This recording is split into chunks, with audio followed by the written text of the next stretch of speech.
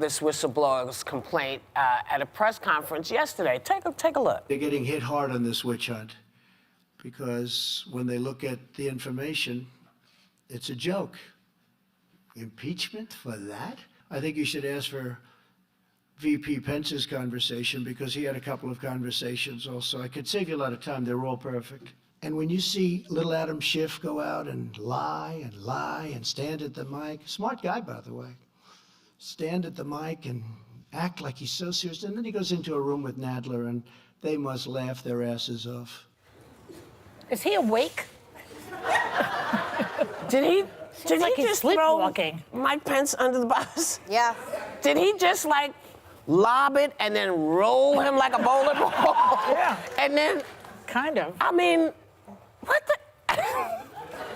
Well, he has to feel the pressure and understand the gravity of this. Right. I've never, to my knowledge, I haven't seen Ivanka Trump tweet a lot of overtly political things, and she put a tweet out with a picture of her father saying something like, "Thank you, we love you, Mr. President," or the support for Mr. President.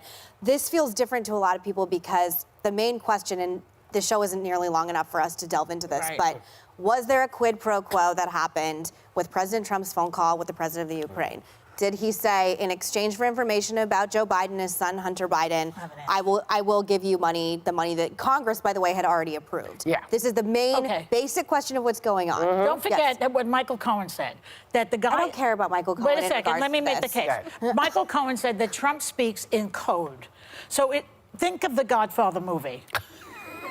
When the guy comes with whose son, the Godfather wants the Undertaker to take care of his son. Right. And he says, and someday there's going to be a favor I'm going to ask you. It's like that. Well, it's more like that. And that's why... I would prefer to just be in the now.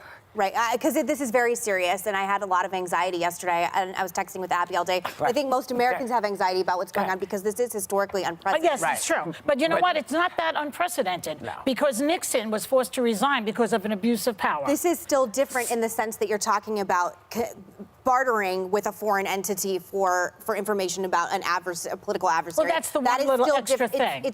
But it is still a paradigm. And please, Abby, feel free to jump in on this. Well, everything about his presidency is unprecedented. We haven't been here before. I think the American people are struggling right now to figure out exactly what's going on. Frankly, I went on Twitter for 5 minutes yesterday. It felt like a war zone.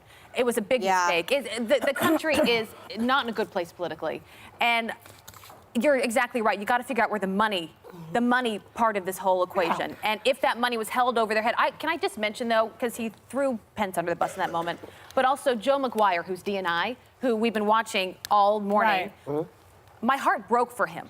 He has served this country for his entire life. He was in that job for like 4 days when this happened. He's now been there about 5 weeks. The exchange he had with Adam Schiff was very uncomfortable for me. He did not want to be sitting there. He didn't do anything wrong. All he said was, I followed protocol. Well, he was supposed to hand it over. No, he was supposed to hand You think he had a bad intention, whistleblower's complaint over to Congress, and instead he went to the White House and to the Attorney General and said, "What should I do?" But do you think he knowingly did that, thinking that it was the wrong thing to do? Well, he didn't follow protocol. It said, you shall hand it over to Congress. He didn't do it. Right before we came on, literally right as we were walking out, Adam Schiff had to clarify that in his opening statements, he had a, quote, parody of the summary of the president's transcript. We got that. But I, for one, I would like someone other that isn't so partisan running this, because I think the American public, at least conservatives, don't trust Adam Schiff. And this